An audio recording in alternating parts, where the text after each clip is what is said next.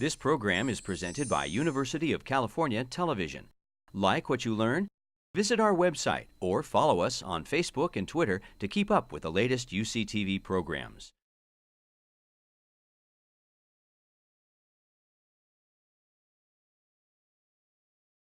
Now I'm starting to see that the only sustainable competitive advantage that I have as a company really comes down to the people and the culture. Right.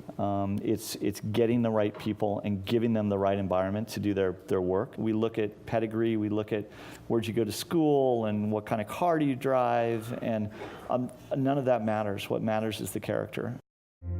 The center is the customer. They're the ones who are paying for everything. I just saw this as, oh my God, this is like my chance. $250,000, it was almost surreal. You can't just cut out one person in the supply chain in order to solve the problem. Those are the kind of people you want. You respect them, their integrity, their intelligence, their ability, their can-do attitude, hard work.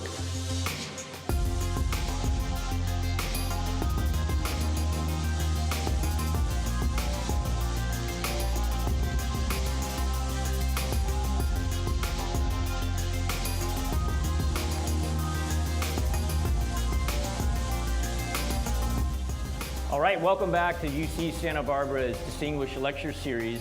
We have with us Steve Zahm today, and this is our last lecture for the fall 2014. I'm John Greathouse. So Steve was the president of Procore Technologies, and he's been the president since 2004. Procore is a cloud-based construction software provider. Now, Steve's responsibilities are interesting, and we're going to talk a little bit about how he's divvying up what he focuses on. He's primarily looking at revenue generation. That's a good thing for a president to focus on, as well as customer success. Prior to Procore, Steve was the co-founder of Digital Think, which was one of the first cloud-based software companies in the corporate learning industry. While at Digital Think, Steve was responsible for marketing and business development. And in 2000, the company had its initial public offering, or its IPO. The company was later sold to Convergys for $120 million, so a nice exit for Steve and company. Steve received his undergraduate degree from the university, a little-known university called Stanford, and he earned his MBA from the Haas School at the Business School in Berkeley. As always, I like to bring people in here that are well-rounded, have balanced lives, don't overly focus on any one aspect. Steve's a great family man. He also gives back into the community in a number of ways, including teaching at UC Santa Barbara. In fact, Steve was sitting in one of these seats in a lecture series a couple years ago, and he approached me. We had never met, and he approached me and he said, John, I want to get involved in this program. This seems like an awesome program. How can I get involved? So immediately his company Procore became a sponsor, and then soon thereafter, Steve gave his time to our new venture competition, which led to him becoming an instructor here at the university. So it was a great path, and he's given a lot of time and effort and energy to our students. Let's give him a warm welcome.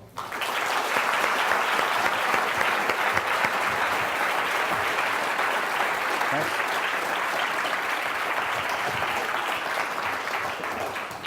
Good evening. Yes, my name is Steve Zahm. I'm unemployable, which is why I'm an entrepreneur, I guess. So John asked me to talk to you a little bit about my journey, how did I get to this point, and he also calls this lecture War Stories 101, I think. And so I'll talk a little bit about that, and maybe also a little bit about why I enjoy teaching at UCSB. The topic that I teach on is kind of born of personal experience, and it's something that as older people always like to tell younger people, I wish I had known at your age. But So I'm going to talk about pivots. So what is a pivot? It's a substantive change to one or more of your business model components. Frank Robinson, who is based here in Santa Barbara, who's really the father of market validation, says it's change to the business model or of the product. Frank likes to say bad news is the source of pivots. Steve says good news is the source of pivots, when people get really excited about about your idea. Pivots can occur at any stage in a company, and it's not more of the same. It's not a special promotion. It's not a program. So let me give you my background. I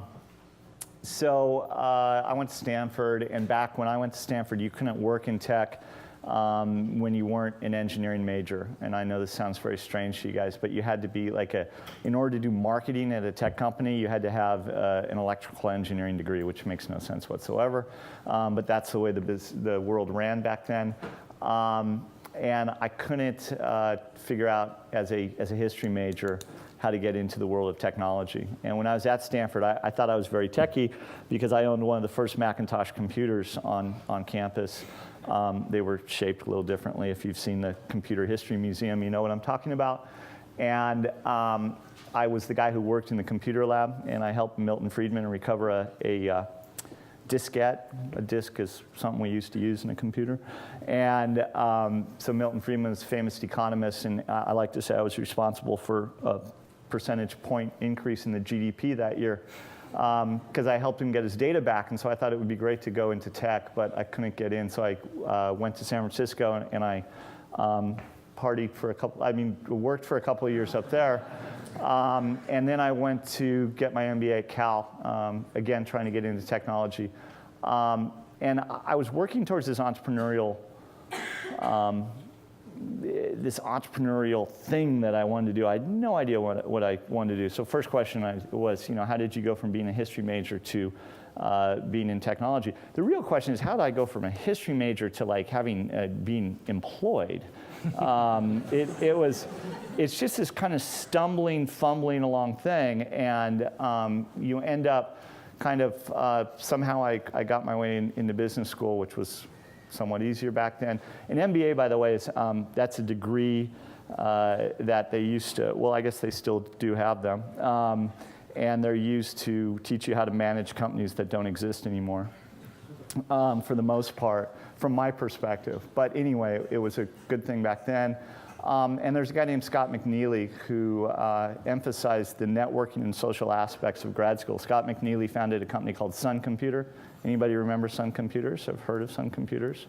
They were very hot back in the 90s. And he said, look, the people that you get to meet around you are going to be the people that are that you're going to go forward and do business with.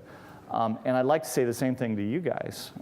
You may be sitting next to your future CFO. That's the person who's really good at the accounting problem sets. You may be sitting next to your director of marketing. That's the person who always seems to have yet another story to tell.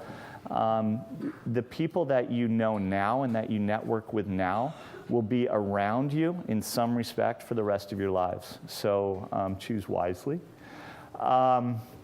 After my MBA, I really drew extensively upon that personal network to remain employed. Started a company called Profit, which was really just an MBA project gone rogue, I like to say. I looked at Profit's website the other day. I occasionally like to do this because I had absolutely nothing to do with Profit after the first couple of years, and they've got offices all over the world. They're in Berlin and San Francisco and London and Geneva and Zurich, and it's a brand consulting company. But really what it started out as was 3 guys doing a business school project on brand consulting, and we were doing it for a new little store called Old Navy that was brand new. And then we did it for Levi Strauss and so on and so forth. Levi Strauss was a really interesting brand consulting engagement for me because I discovered this thing called the World Wide Web. And my conclusion in front of the senior management of Levi Strauss was that someday, and I know this is crazy, but someday on every billboard there would be a web address or a URL, and that was going to tell people where to go. This was all radical stuff. And I didn't know what I was going to do with it, but I decided I wanted to do something more concerned with the internet. And so I started a company at my kitchen table with 2 other classmates from business school called Digital Think. It was cloud-based corporate training before cloud-based was really existing. I'd never taken a training class. I'd never taken corporate training, I should say. I didn't know anything about it, but we happened to be in the right place at the right time. And we did, as John said, we took that IPO in February 2000. We'd grown it to about 400 employees, about 60 million in revenue, and then we sold it. This is what Digital Think looked like. when it got pretty big. This is now the headquarters of a company called Atlassian, which is in San Francisco. You can still go see that today.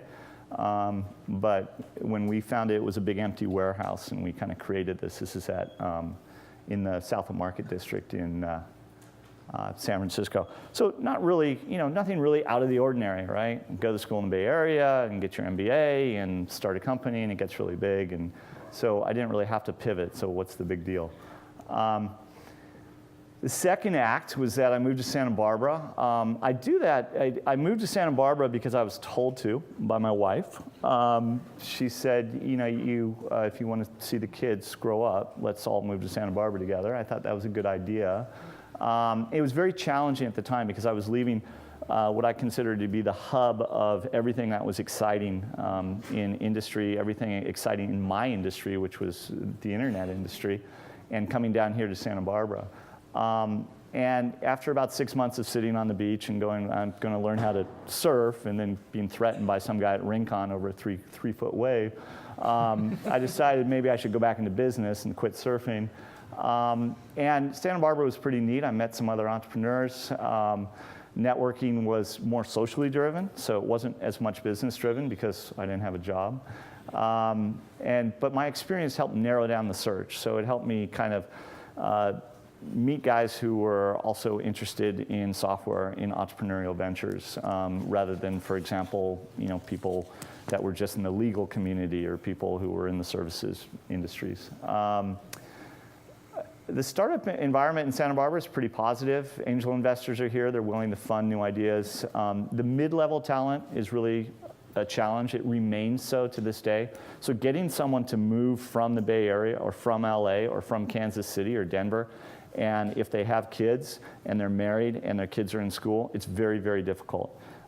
Finding younger employees because of the great universities here, including UCSB, Westmont, even City College, it's relatively easy to find super, super sharp young talent. So we started Procore in 2004. I met my co-founder, Tui Courtmatch, again, through our personal network. Translated, that means our kids went to preschool together. And we were doing cloud-based construction software. The technology was the same as Digital Think. And remember I said I'd never taken a corporate training class? I didn't know anything about construction, so it was a perfect match, right? I didn't know anything about learning, and it worked. I didn't know anything about construction, so this should be simple. And that's the mission of Procore. It provides construction professionals with a better way to manage projects, right? We're trying to take all the hassle out of project management and backing it up with great customer service. And so we started the company, and then we ended up here. And it was just that easy. Those are all the employees. Our building, if you haven't been there, it's down in Carpinteria, and we're right on the bluffs overlooking the same Rincon surf break where I'd been threatened years earlier. Actually, it wasn't that easy. It took 7 years before we got traction. So what I'd like to talk to you guys tonight about is really this 7 years. 7 years is, think back to where you were 7 years ago, right? Long time, right? Long time to be wandering in the wilderness. The red line up there are expenses, and the blue line is revenue.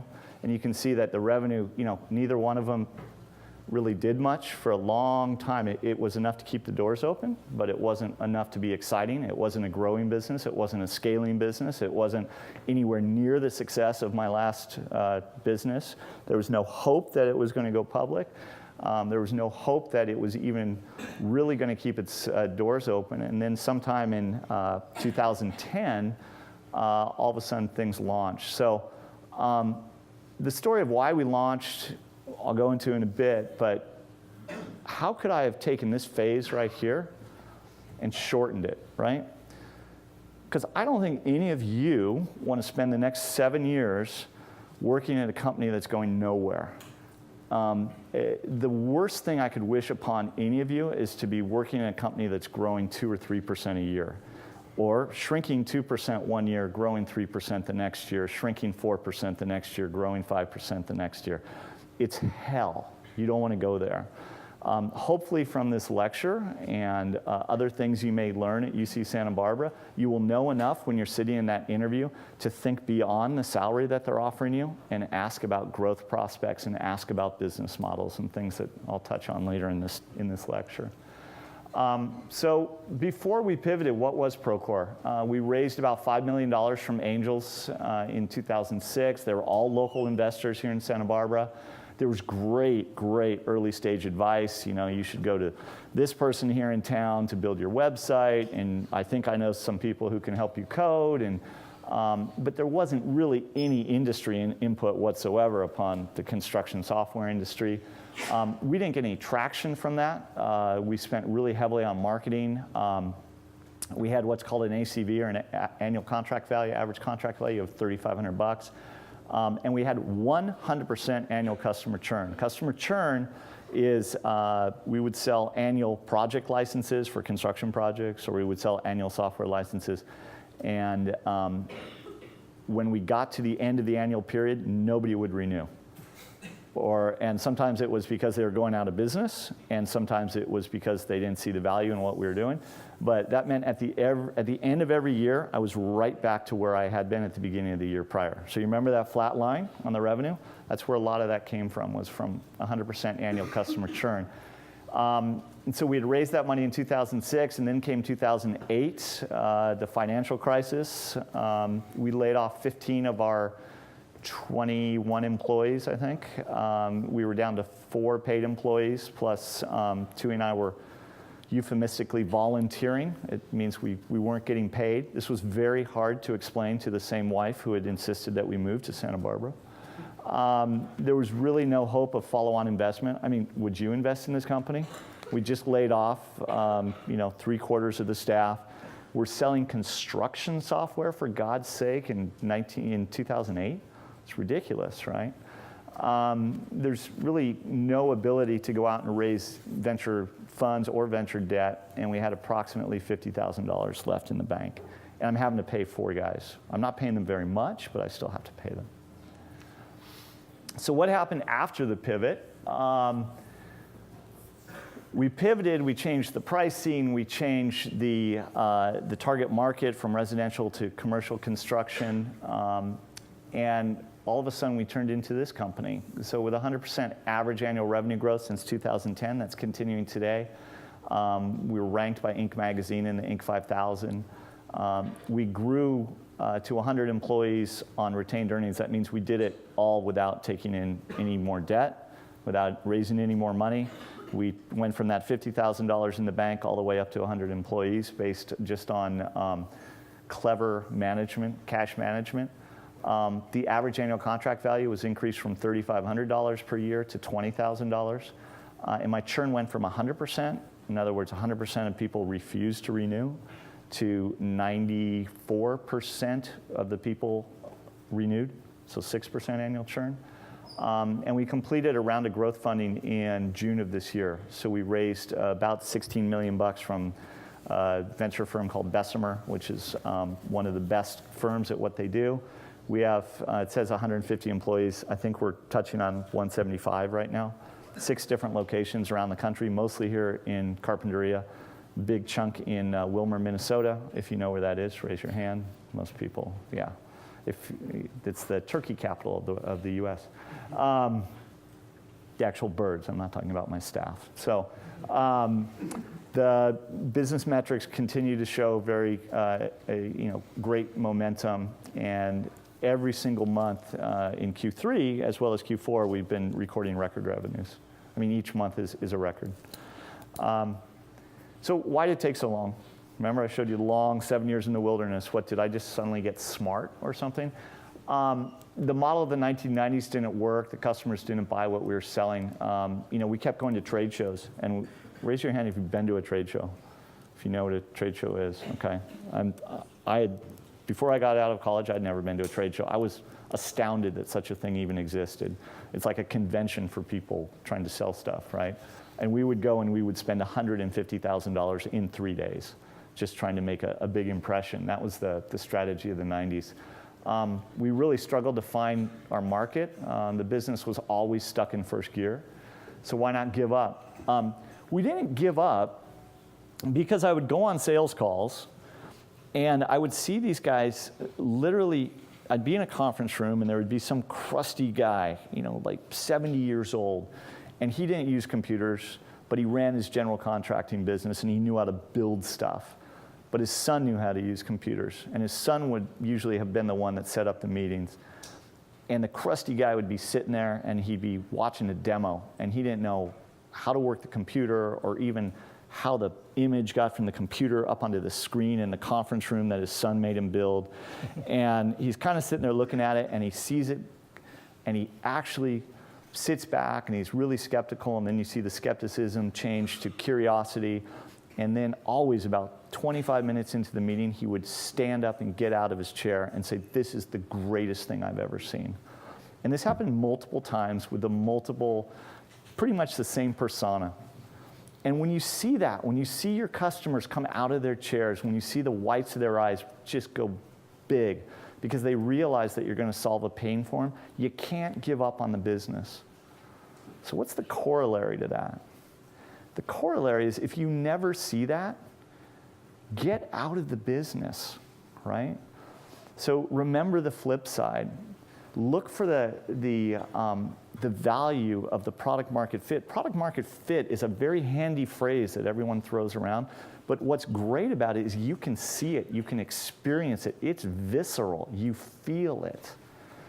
Product market non-fit, however, likes to hide under a rock, and you can convince yourself that non-fit, in other words, nobody cares, you can hide behind Survey Monkeys, you can hide behind email surveys or Google Docs or Google itself, and you can convince yourself that product market fit is where it's not, because it won't rear its head. The lack of product market fit is non-obvious. So I hope you take that away from this small talk. So it always seemed that the answer was if we could just get more customers, we could build a real business. And the conviction, what kept me coming to work every day was experiencing the customer reaction when we did get in front of those customers. So we changed little by little, and we started listening to the customer to learn how they buy. What is the buying experience of the customer? What did they want? We changed our product. So we, as I said, went from residential market to commercial. We used to build the kind of houses in Malibu. I just saw one that was an early Procore project from 2004. Lady Gaga just bought it for $23 million. Did anyone read that headline? Lady Gaga bought in Malibu. I don't know if you followed that, but she did. And that was an early project of ours. So they're big, massive houses, but they were still houses. And we switched to commercial projects like hotels and university buildings and solar plants and resorts and office buildings and things that are not private homes. We changed our contract terms from a monthly charge to an annual license, and we changed our pricing. So we went kind of from a consumer grade pricing, that $3,500, to an enterprise pricing, $20,000, $25,000. Our most expensive contract right now is about $250,000 a year, and our least expensive is about $8,000. So we increased the average contract value per client by about 10 times. So what's called a Veblen good, right? Does anyone in econ major knows what a Veblen good is? If I have my term right, I think I do. Anyone? Yeah? Do you remember what it is? It's a good that, for instance, like Rolls-Royce, if you What you charge. the cost of Rolls-Royce, Yeah. those people, consumers won't buy it anymore, so it needs to be high price. Right. So essentially what he says, you raise the price and more people buy. I'm saying it goes for Rolls-Royce, it goes for Rolex watches, Beats headphones, right? And I think what we found is people didn't trust us. When we were at an enterprise-grade software at consumer prices, nobody trusted us. Totally non-intuitive. I wasn't listening to my customer. It took me 7 years to figure that out. It was agony, but interesting. So you don't have to spend 7 years doing this. The alternate approach that I teach here at UCSB is market validation. The emphasis is on customer feedback instead of business plans. Business plan is a document on how to execute a business model. A business model is how do you make money, right? Frank Robinson, I was talking about before, he's been market validating here in Santa Barbara since 1984, so this has some local connection to it that I find kind of interesting. The goal is to discover product market fit as quickly as possible.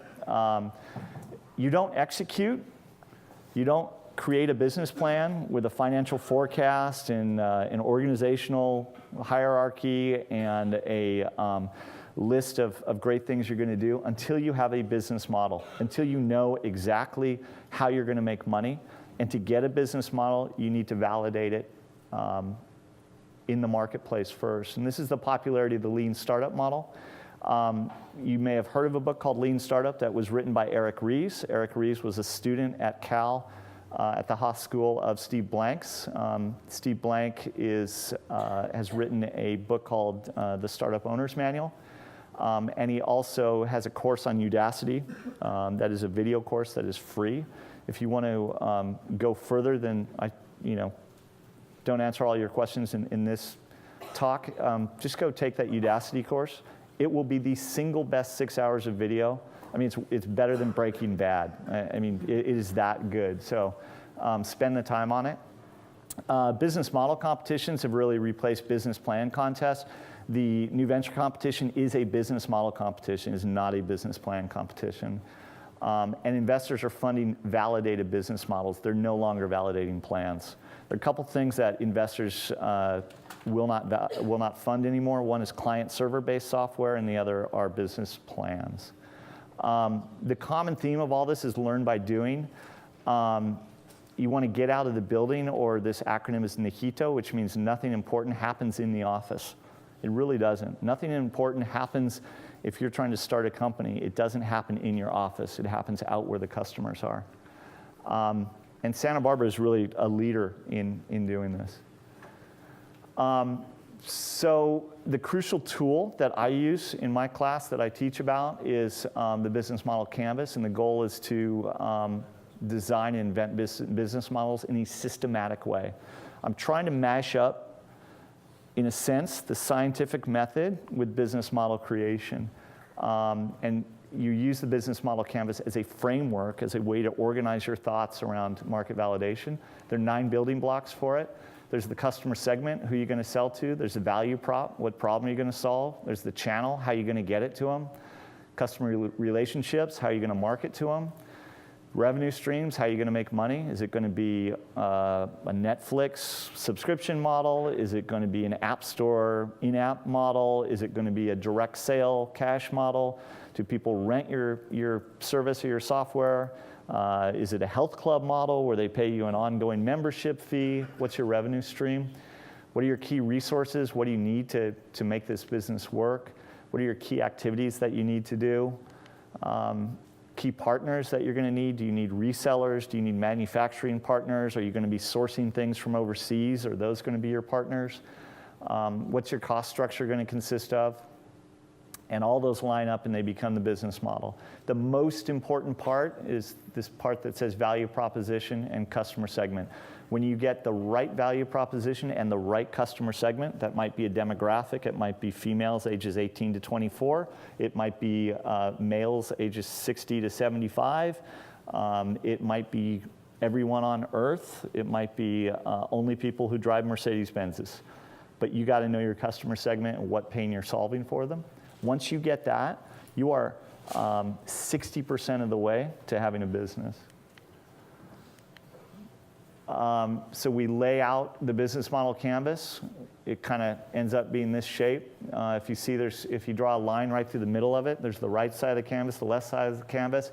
The right side of the canvas is pretty much what I concentrate on my course. And then what you do is you come along and you make guesses on all of these. If it was a science class, I would call them hypotheses, but we'll just call them what they are, which are guesses. So you guess about every one of these, and if you have a business idea today, and if you consider yourselves entrepreneurs, and I know that all of you have teams in, is it 122? So if you're in 122 and you have teams, then you all have a business idea, and you throw your guesses up, just as we've done here with sticky notes against a business model canvas, and then you go out and you validate it. And you validate it by going and talking to people. So you go out and you do customer discovery by talking, by actually asking 10, in my course, it's 10 potential customers. So what we do in 149 is every week, you go out and you test those guesses by talking to 10 customers. That's why you need 4 people on a team, because there's too much work to talk to 10 people every single week to do it by yourself. So you go out, you do customer validation, and if the customer validation doesn't say, yes, we've proved this hypothesis, then you pivot. Pivoting is, I love this phrase, iteration without crisis. Why is there no crisis? There's no crisis because you're pivoting based on data. You're not basing this on your gut. You're not basing this on emotion. You're not basing this on late night arguments, 2 in the morning with your co-founders. You're basing it on the data. The data is ugly in some cases. The data doesn't tell you what you want to hear in many, many cases, but it allows you to iterate. You got to be fast, because the sooner you pivot, the sooner you're going to find the business model that works. You test using a minimum viable product, which is the smallest feature set that gets you the most orders, right, or learning or feedback. Later in the product lifecycle, so once you do have a company, then pivots come from customer complaints or lost deals once you already have a viable product. But you want to make sure that you have the ability, again, when I admit people to my class or teams to my class, I'm looking for a team. I'm looking for a business idea, the quality of which is not up to me because I'm not the one validating it. But I'm looking for a team that has a business idea. And then I'm looking for a team that has the ability to create a minimum viable product. That might be a wireframe. It might be an app. It might be a physical product that you can do a mock-up of. It might be a video of what the experience would be like. It doesn't necessarily have to involve a comp sci student coding for you. So I like to talk about the example of a company that just raised money in San Francisco. And their business model is that they provide a service so that when you're in your car and you want to pick up food or goods that you've ordered from a store, you can pull up and someone will come out and hand you the package. It could be Chinese food. It could be something that you've ordered online. Their first major customer is Target. So that gives you an idea. Target stores is willing to use this service. And the business is called Curbside, and they just got funded for $13.5 million. When they were testing it, they didn't need an app. They didn't need really anything except when the person at the business that was helping them test it answered the phone, they said, would you like curbside delivery on that for $2 or $3 or $1 so you could test prices and so forth.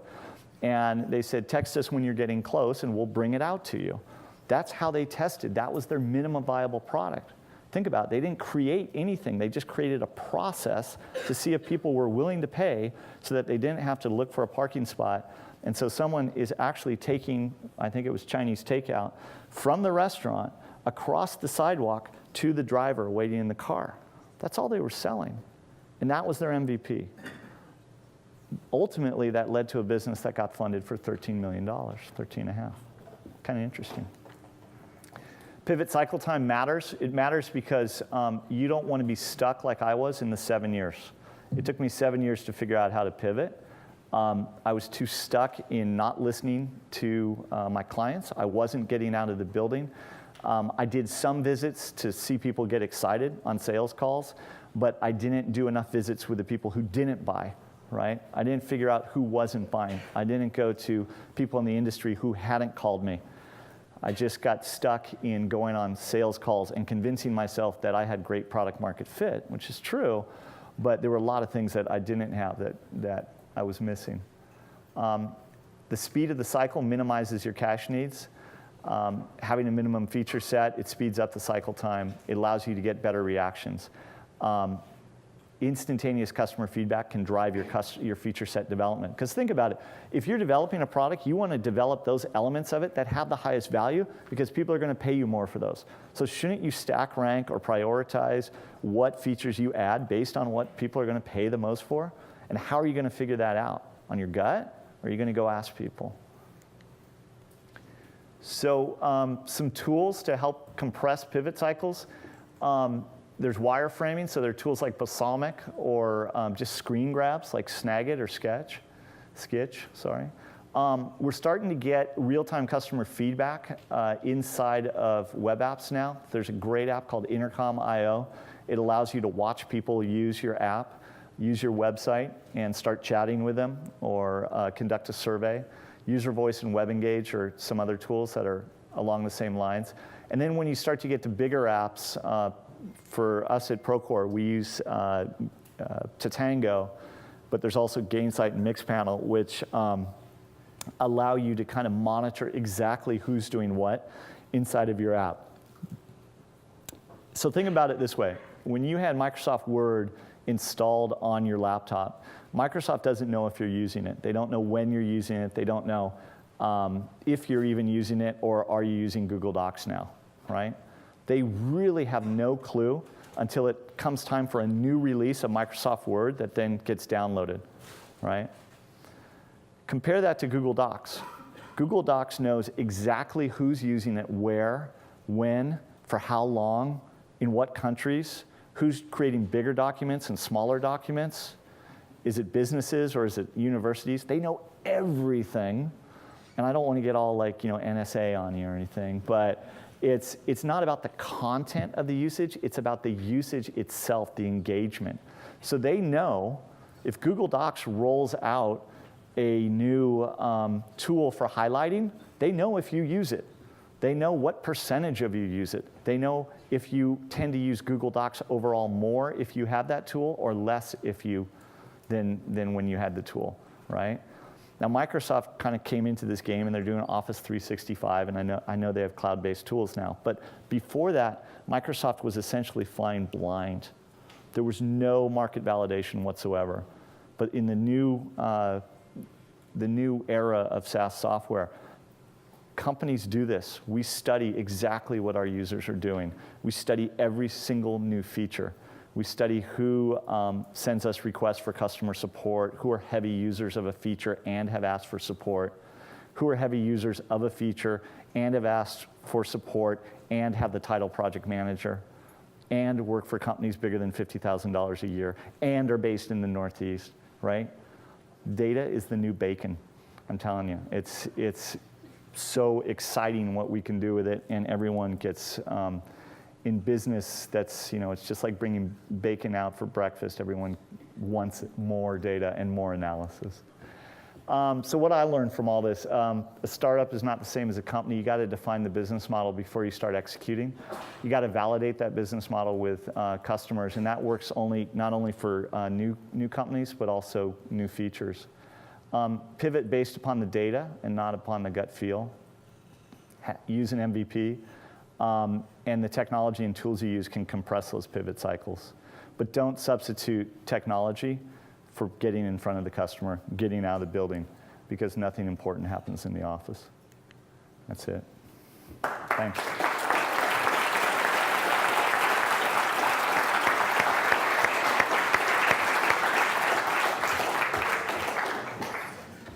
Do you know how to make this go?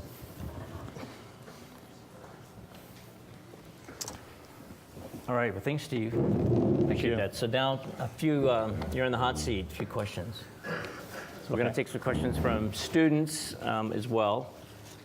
My first question, though, is you said you're unemployable. Yes. So did you always know you were going to be an entrepreneur? So as a kid, were you one of those kids that was always selling stuff, or what were the clues?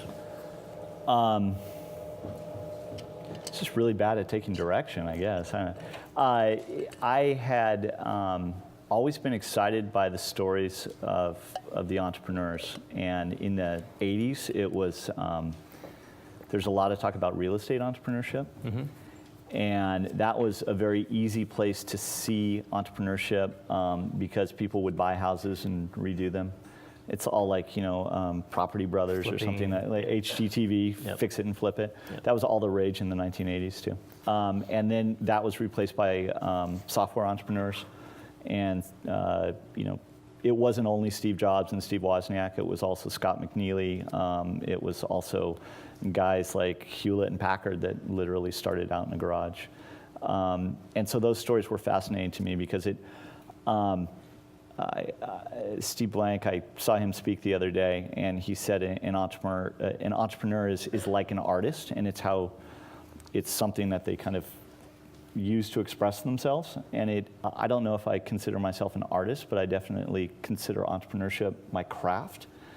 And it's a way that, to me, it's very fulfilling. Right. And I can't see going and just filling a space at a company. Yep. And I don't know if that's been accretive over the years, but I've always been fascinated by that kind of approach. Yeah, so. and I feel the same way. So I always think about entrepreneurship it's like putting a puzzle together. Yep. But the difference is, like, when you buy a puzzle, there's a box with a picture on it. I think this puzzle, there is no box, there is no picture, and in fact, you have to kind of carve the pieces to make them fit. And so for the way my brain works, I kind of love that. I've talked to other people and they think, that sounds horrible. Like, why would you want to do that? So it's constantly learning and that curiosity that drives you. What's interesting to me now, and I've kind of been thinking about this lately, is especially as, so SaaS businesses, software as a service, they're becoming, we now have the tools, like I was talking about, to Tango and how I can tell what my customers are doing. I have CRM system, Salesforce.com, to know what my salespeople are doing. I can tell what my account managers are doing. It's becoming very metrics driven. Right. And so now I think essentially just as the technology that made these businesses possible it's all open source, right? So we're a Ruby shop, and I have 40 developers right now at RubyConf in San Diego, and because they want to participate in the open source community of Ruby. And I think the same thing is happening with business process and entrepreneurship in general. And now I'm starting to see that the only sustainable competitive advantage that I have as a company really comes down to the people and the culture. Right. It's getting the right people and giving them the right environment to do their work. And as soon as you compromise on the people, the company starts going downhill. And it's just really fascinating to me how I kind of almost see it as, look, I'm telling you how to market validate a business model. It's kind of like open sourcing what took years to learn in the 80s or 90s. Right. And I think once you get a business model, everything you need is also open source or free. So Amazon Web Services, AWS, hard disk space is free. Servers are free. Coding, while not free, is readily available, right? And it's almost as if everything has been open sourced except the human element of how do you put together the best people and how do you attract those people and keep them. So. Right. No, I agree. And I come from the SaaS world, and I invest in that world. And the thing that's the downside and the upside of SaaS is everything you do is out there for the public. There's no intellectual property to speak of. You just have to run harder and faster. So let's talk about culture. You have hired a bunch of my students. Yes. And the reason I'm happy to give you the blessing is because the culture is so positive for them. So what are some things that you overtly do for all of these young people that have high aspirations and high energy? How do you tap into that while keeping them happy and challenged? Yeah, I think, well, we have 3 values. So our values are openness, ownership, and optimism. So, in terms of openness, we're very transparent. We don't put a hierarchical structure in place. Of course, there's managers. I mean, somebody has to make decisions.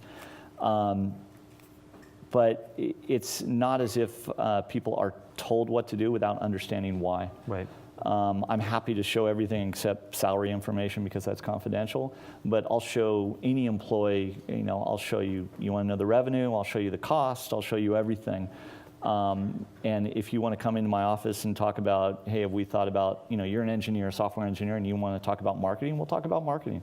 I want people to understand the business. So as a culture, we want to be very open. Yep. We actually went into our building and blew out all the walls and put glass panels in all the doors because we want to communicate that openness. The ownership is we want to make everyone feel like an owner so that everyone should feel that they have a vested interest in the success of the business. So everyone at Procore, once they become a full-time employee, gets some amount of options. And who knows what those options are going to be worth, but we think they're going to improve in value, but at least it gives you some stake. Sure. It might not be enough to retire on, but hey, maybe it's enough to buy a car a few years down the road, that, really nice car. Hopefully a really nice guy. And then on the optimism, I think that you need to believe in the best in people. There's a command and control structure you could put in place which says, okay, how do I protect against risk, and how do I absolutely make this entire venture risk-proof? I'm going to come up with rules for every single eventuality. Or there's a more of a respect culture and an optimistic viewpoint that says, look, everyone wants to do the best thing. Everyone wants to be their best. So let's build towards that. Let's build towards assuming that everyone is trying to do the right thing. Most often what keeps them from doing the right thing is not having enough information, or the right information at the right time, or they have the wrong information at the right time. And so a lot of it comes down to communication. And those are the things that we really try and focus on. That and skill development. I think everyone talks about how school is such a great time, and you ask adults that are in jobs and stuff, oh, college was the greatest time. Part of it was the freedom, don't get me wrong, but also part of that is that you guys constantly feel like you're accomplishing something. You're learning now, I hope, right now. But you're learning overall. And we try and put that atmosphere into the company. Yep. So we bring in lecturers. We have a construction management professional come in, because none of the employees almost none of them know anything about construction. So we have to teach a seminar called Construction 101. And we bring everyone in and we learn about construction. It's the same thing. We bring in people from the Ruby, from the Rails community, because people want to feel like they're improving. Nobody likes to just, you guys have moved so far. If you're fourth years, you're thinking, God, I was such an idiot when I was a freshman, when I was a first year, right? If you're a freshman. Well, they were. Yeah, well, no, but not these. If there are any freshmen in here, you're not idiots. You're so much smarter than you were 4 years before, right? But you've had this constant improvement at this incredible rate. While I was twiddling my thumbs trying to figure out product market fit 7 years ago, look how far you've come in 7 years, right? And so you graduate and you're supposed to stop, slow that velocity. That just sucks. So you got to keep that velocity going forward. Yep. And if I don't give people the opportunity to learn at that velocity, they're just going to go find it someplace else. Yep. So we try and bring that into the workplace as well. So we're going to go to the student question in a second. And that's what I tell my students over and over again. That's one of the reasons why I'm very comfortable encouraging them is there's a time to learn and there's a time to earn. Believe me, you're not going to get rich your first job out of the gate. Hate to break that to you. But so what? You're not trying to get rich. You want to find an environment where people are open to teaching you. If you show the initiative, you go into somebody's office respectfully at an appropriate time, and you say, hey, I know this is outside the purview of what I'm supposed to be doing here, but I'm really curious. Why are we doing this? Or what sparked that initiative? Or what's our biggest challenge to get this thing done? And just become inquisitive about the business. You'll take away so much more than a paycheck. And I know that's what Procore definitely encourages, that kind of behavior. All right, we'll take the first student question. Thank you for speaking to us, Mr. Zahm. My question is, in today's business environment, how important is it for students like us to be proficient in coding, even in industries outside of software? Well, I can start by saying I'm not proficient in coding, but look, to the extent that you enjoy it and to the extent that it comes naturally, I think it's a great way to spend your time. I don't think it's going to, if you can't learn to code, learn the structure of coding. So learn what GitHub is, learn what does it mean to release to production? What does a production environment in a software company look like if you want to work in a software company? And then go sell. And don't try and turn yourself into something you're not, in other words. But as an engineer at a software company, you should understand the business model. Right? So I think you need to understand the full picture. And the more that you understand, the more value you're going to be to whoever you team up with, either to start a business or to work in a business. I have students or recent graduates who come to interview with us all the time. And those that set themselves apart are usually asking about things that are non-obvious. Who are your competitors? It's kind of obvious. Tell me about your business model. What's your product market fit? Tell me about, tell me about your technology stack. And then I know that I can have that conversation with somebody, and it's going to be that much easier to ramp them once they're in the business. So to answer your question, I don't think it's vital that you know how to code as a non-coder, but you should understand what are the concerns of coders.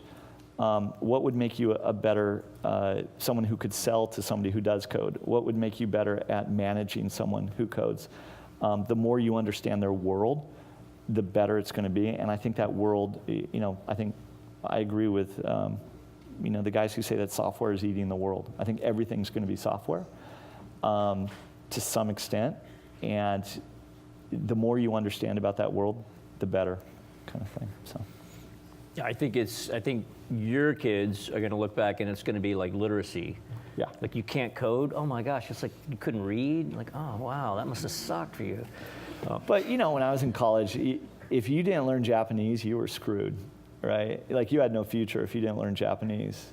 And then all of a sudden, and the guys before me, they were specialists in Soviet American studies.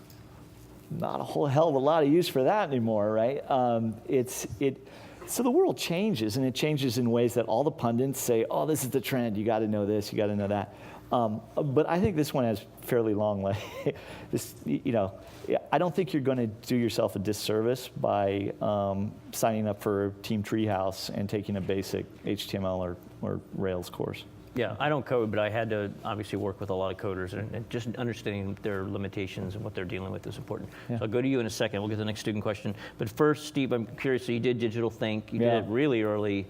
What do you think universities can learn from the approach you guys took? And what do you think, you're a professor now, what do you think the landscape's going to look like 10, 15 years from now? I mean, this is kind of old school, right? Yeah, what was it? Somebody was telling me that lectures only work for something like 10% of the population or something, which means 90% of you aren't even listening to me right now. What? But I think what I hope it's going to look like is I hope it gets more experiential. I think we're destroying, look, from my viewpoint, in my career, universities have served as brands and filters. And I think, so if I tell you I went to Stanford and I went to Cal, you automatically form an opinion like that. And I think that's going away. I hope it's going away because those universities are skewing heavily. So as a California resident, my daughter's junior in high school, her chance of getting into Cal with a 4.0 and great activities in a great school is reduced by the politics of the UC system having to fund itself by out-of-state students. So I'm trying to get her to move to Utah, which is hard because she lives at home. Because I say, look, your chances of getting into Cal will be better if you're coming from Utah. And I wish they had a box on the form that you could check that say, I will pay out-of-state tuition. Because I would do it, but that's not fair to everyone else who can't check that box. So it's, something's wrong. Something's really wrong with the system, and I hope that the one thing I keep coming back to, and I've been really pleased with my course, is students come to me and they're jazzed in TMP 149 and the TMP program as a whole because it seems more real to them. And I think we can do that across the board with courses that are more experiential, that get you out of the classroom. And the only way that I've seen to make that a reality is I use Steve Blank's lectures as the lectures and then use the class time as a time to report on what you've learned outside the classroom. I think that's cheating, dude. It's definitely cheating, but No, but I think the scalability of the online stuff is insane. I don't know what the latest numbers are for Steve Blank's class, but I think it's a couple 100,000 people, right, are openly enrolled and learning from that. And it's true. I'll sit up there and we've got a couple hundred people here. That's great, but it's not a very big number in the scope of things. Right. Online, we're going to have probably 250 to 500,000 people watching this. So just the scalability of people being able to watch asynchronously is that's where it's going. Yeah. All right, we'll take the next student question. Yeah, Steve, thank you. So Andy Grove, former CEO of Intel, says that bad companies are destroyed by crisis, good companies survive them, and great companies are improved by them. And so obviously Procore has improved significantly since its severe crisis. And I just wanted to ask you, what were some of the more structural improvements that you guys made over those few years? I think because we couldn't raise money, we had to figure out how to make do with less. That's probably the most important one. And paying attention to the bottom line and constantly making value decisions. I mean, when I look at Procore now, it's this great building, it's this great corporate campus, and I look at that, and it's kind of the physical embodiment of about 15 million decisions. And you're just constantly trying to, it's kind of when you're sailing and you're trying to keep on a compass bearing, and you're trying not to get off course, and you're constantly adjusting, right? You're turning the wheel, or you're pulling in the sails or something just a little bit, and you can't overdo it. And if you just give up and walk away from the tiller, then you're going to go wildly off course. And so I think that for us, staying on course in a sustained manner was really built itself into our culture. And we're, as you know, as an intern there, we're wildly optimistic that we eventually will get to where we want to go. So I think for us, like paying attention to the bottom line, paying attention to the value of everything we do, are we getting return on it, as well as this corporate value of optimism, knowing that eventually we're going to get there, and trying to stay cheerful about it. I think those are the two most important things we learned about. It was kind of our own corporate version of succeeding in the face of adversity, and there's a lot of talk in the popular press now about grit. And about being able to overcome adversity is something that's really valuable for personal development. I think it's important for our cultural development as well. All right, we'll take the next student question. Hi, thank you for speaking with us today. I was wondering, what do you believe is the most important characteristic to look for in a potential business partner to ensure a successful venture as well as a successful relationship with them? Like a partner, like a co-founder? Yeah. Tui's going to see this. Yeah, Tui is going to see this.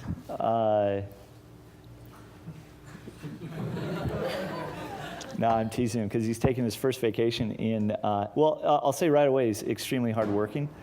My partner is taking his first vacation in about 2 years, and he had our director of IT scramble his password, his email password, after he left the building. And he said it was, I don't know if any of you have seen this old Mel Brooks movie called Young Frankenstein, when he gets locked in the room with a monster and he says, "Don't let me out, no matter what I say."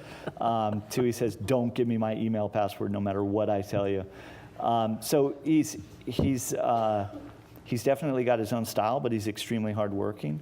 But I think more importantly than that, it's character. Like, if you're going to be a co-founder with somebody, if you're going to be a partner, look for this thing that is called character, and we don't concentrate enough on. We look at pedigree, we look at where'd you go to school and what kind of car do you drive, and none of that matters. What matters is the character.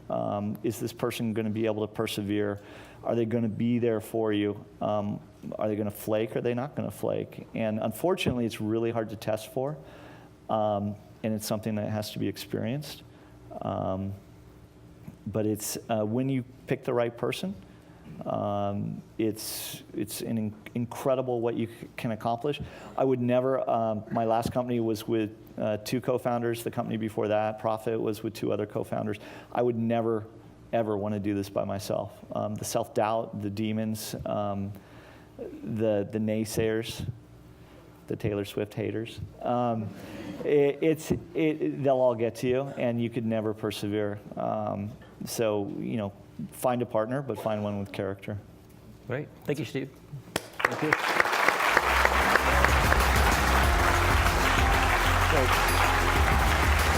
So,